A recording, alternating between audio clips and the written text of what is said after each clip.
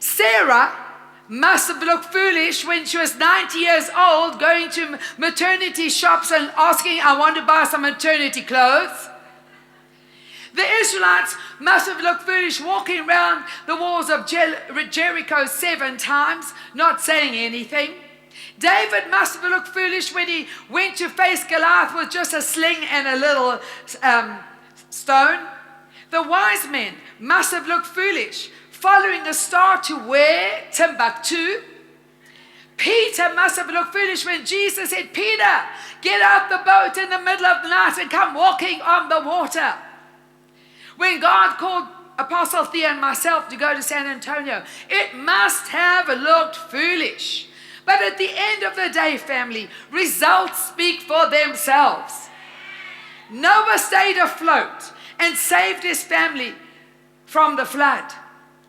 Sarah gave birth to Isaac. The walls of Jericho did come tumbling down.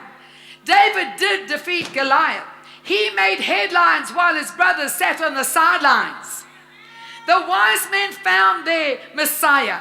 Peter walked on the water while the other disciples sat in the boat. Pastor Theo and I did start a church in San Antonio by the grace of God. Family, if we aren't willing to look foolish, we might never be the giant killer that God's called us to be. We might never be the water walker that God's called us to be. We might never do exploit that God's called us to do if we're not willing to be foolish for Jesus. One person. It only takes one person to make a difference.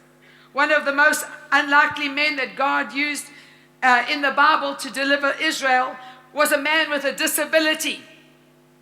We could call him the disabled deliverer. So before we start making excuses why we can't be used by God, we need to know that God can use us just the way we are. Warts and all. Some have called Ehud the disabled deliverer. And the story about him starts after Othniel, which was the leadership of Israel at the time. They experienced peace in the promised land for 40 years, and then Othniel died. So once again, the Israelites started backslide and started doing evil in the sight of the Lord. They started worshiping foreign gods and gods made with man-made idols carved out with stone and wood. Basically, they backslid. And as they fell into sin, they were oppressed by the king Eglon of Moab for 18 years. Here we see the pattern that should not surprise us at all. God always deals with his people the same way. When we follow God and we listen to God, we will enjoy the blessings of God. We'll walk in his peace. We'll walk in joy and happiness. When we disobey God, we open the door for the devil to attack our lives. It's that simple, family. And that's exactly what Israel did. They opened the door for the devil to attack their lives because they worship foreign gods. And so our relationship with God always affects the circumstances of our lives. If Israel hadn't done evil in the eyes of the Lord, he wouldn't have allowed them to be oppressed for 18 long years by the Moabites. 18 long years took its toll on the Israelites. So after they lost their freedom, they lost their land, they had to go now pay heavy taxes to the king. They began to finally cry out to God. They realized they needed him all along. And God is so merciful. As a loving, merciful Father, he heard their cries and he said, I'm going to send you a deliverer. And so in Judges 3:15 we read, but when the children of Israel cried out to the Lord raised up a deliverer for them, Ehud, the son of Gera, the Benjamite, and he was a left-handed man. Everybody say left-handed. By him, the children of Israel sent tribute to Eglon, king of Moab.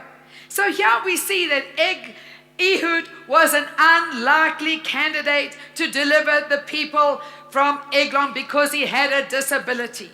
The Bible says that he was a left-handed man. Yet the Benjamites were known as being ambidextrous, which means they could use both hands for war. Ehud's disability actually comes front and center in the assassination of Eglon, because he was able to conceal his weapon in his right thigh, and so no one would see it there. Most warriors in those days were trained to wield their sword with their right hand. But thank God, he is not limited to our human handicaps. God is not limited to our frailties, our weaknesses. But if we say, God, here am I, you can use me, he can use us, warts and all, to deliver his people. Thank you for watching Dr. Bev's YouTube channel. We will continue to offer dynamic and uplifting highlights from Dr. Bev's messages. Please take the time to like and share the videos.